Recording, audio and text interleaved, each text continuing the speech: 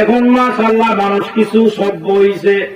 আজ থেকে 10-20 বছর আগে আমরা দেখতাম জমিতে যারা কাজ করত এমন ভাবে লেংটি দিত, শুধু চিপাহান, কথা পায় না, আরো জোরে বলেন ঠিক না? চিপাহান তাই কেউ পুরা সদরঘাট খোলা। আল্লাহ যা করছে, হায় হায়। এখন কিছু সভ্য হইছে।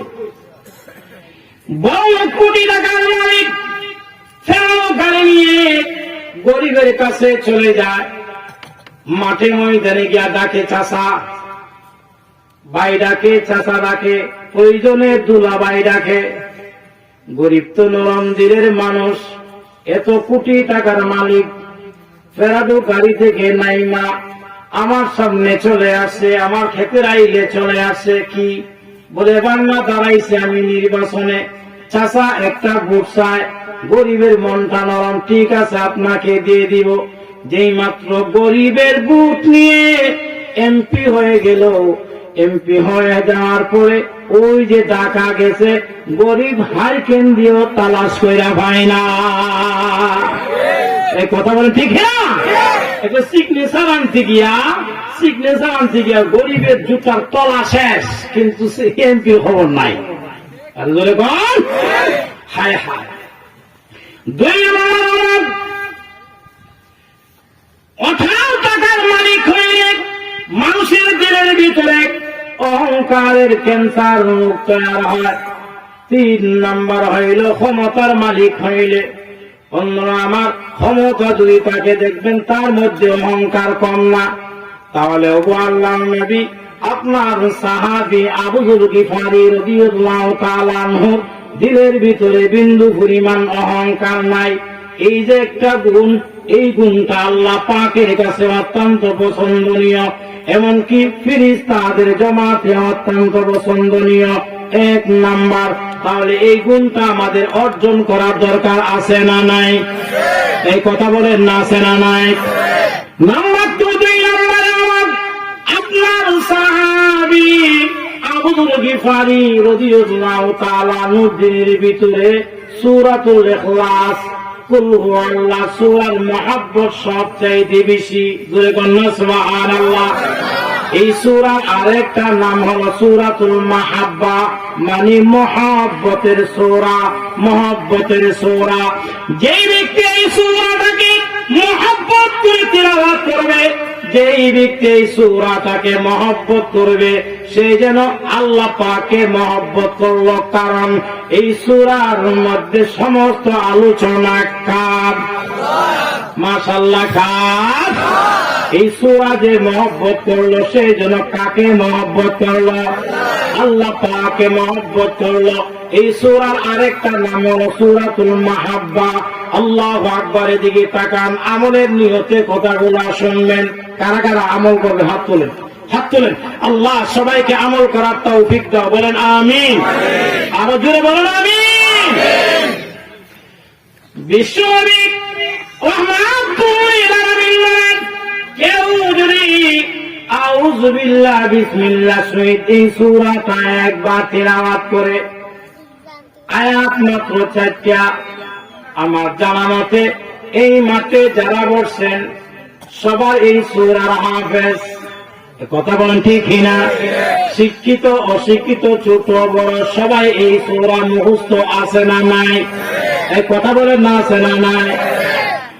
বিশ্বনবী রাহমাতুল লিল আলামিন কেউ যদি এই সূরাটা আউযু বিল্লাহ বিসমিল্লাহ সহিত একবার তিলাওয়াত করতে পারে, নবীজি বলেন 10 পারা কুরআন তিলাওয়াতের সওয়াব আল্লাহ তার আমল নামায় অটোমেটিক ভাবে জমা করে দিবে। এজুরে কয় না সুবহানাল্লাহ। কেউ যদি তিলাওয়াত করে 20 পারা কোরআন তিলাওয়াতের সওয়াব, কেউ যদি 3 বারে সূরাটা তিলাওয়াত করতে পারে, নবীজি বলেন 30 পারা কোরআন তিলাওয়াতের সওয়াব তার আমল নামায় অটোমেটিক ভাবে জমা হয়ে যাবে। এজন্য কয় না সুবহানাল্লাহ। তাহলে বলেন ইনশাআল্লাহ। বলেন বলেন ইনশাআল্লাহ, বলেন ইনশাআল্লাহ। আপনাদের এইখানে আসার পর আমি উযু করছি, উযু করার পরে আমি নিজে আমল করছি, প্রত্যেক দিন ইনশাআল্লাহ আমল করি। আপনারা করবেন তো ইনশাআল্লাহ, বলেন ইনশাআল্লাহ ইনশাআল্লাহ। দিনের 12 ঘন্টা, রাত্রির 12 ঘন্টা আল্লাহ আউযু বিল্লাহ বিসমিল্লাহ সহি 3 বার সূরাতুল ইখলাস তিলাওয়াত করতে 1.5 মিনিট সময় লাগে না। সহি শুদ্ধ করে তিলাওয়াত করতে 1.5 মিনিট সময় লাগে না। যুবক, তোদের হাতের মধ্যে দড়ি, ও মুরব্বী বাবারা আপনাদের পায়ে দড়ি। আপনি যে কাজ করেন না কেন, যে যে কাজে পেশা, কোনো সমস্যা নাই, দুনিয়ায় চলতে গেলে পেশার প্রয়োজন, কাজের প্রয়োজন। আপনি কাজ করেন, সমস্যা নাই। দিনের 12 ঘন্টার ভিতরে যে কোনো একটা টাইমে 1.5 মিনিট সময় আপনি বের করে 1.5 মিনিট সময়ের ভিতরে আপনি 3 বার এই সূরাটা তিলাওয়াত করেন। দিনের আমল নামায়, আপনার আমল নামায় 30 পারা কোরআন তিলাওয়াতের সওয়াব আপনার আমল নামায় বিকাশের মতন অটোমেটিক ভাবে জমা হয়ে যাবে। যেরকম সুবহানাল্লাহ। এটা আমাদের পক্ষে সম্ভব না অসম্ভব? এই জোরে বলেন, সম্ভব না অসম্ভব? আচ্ছা, কার কার পক্ষে সম্ভব একটু হাত তুলেন তো। আল্লাহ, যারা হাত তুলছে সবাই যে আমল করার তৌফিক দেব, বলুন আমিন। রাত্রি হইল 12 ঘন্টা, এই 12 ঘন্টার ভিতরে যে কোনো এক টাইমে আপনি 3 বার যদি এই সূরাটা তিলাওয়াত করতে পারেন, আপনার আমল নামায় 30 পারা কোরআন তিলাওয়াতের সওয়াব জমা হয়ে যাবে। সম্ভব না অসম্ভব? এই কথা বলেন, সম্ভব না অসম্ভব?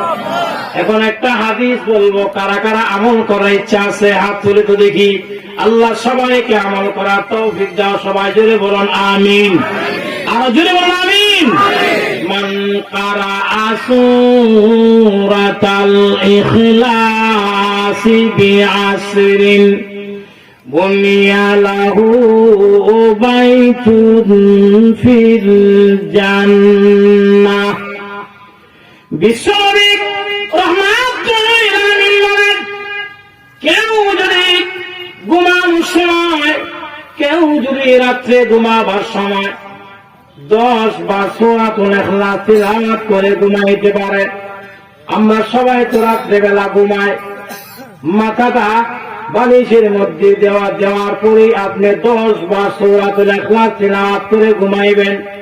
তাহলে 10 বার সূরা ইখলাস তিলাওয়াত করে ঘুমাইলে লাভটা কি হবে, ফায়দাটা কি হবে? আমি জাফর আহমদ সিরাজি বলি নাই, বিশ্ব নবী রাহমাতুল লিল আলামিন বলেছেন, বুনিয়া লাহু বাইতুন ফিল জান্নাহ, বুনিয়া লাহু বাইতুন ফিল জান্নাহ। বিশ্ব নবী রাহমাতুল লিল আলামিন বলেন, কেউ যদি ঘুমাবার সময় 10 বার সূরা ইখলাস তিলাওয়াত করে ঘুমাইতে পারে, আল্লাহু আকবার। নবীজি বলেন, তার জন্য দুনিয়াতে না, তার জন্য আল্লাহ পরকালে আল্লাহ একটা জান্নাতের বাড়ি আল্লাহ বানায়া দিবেন।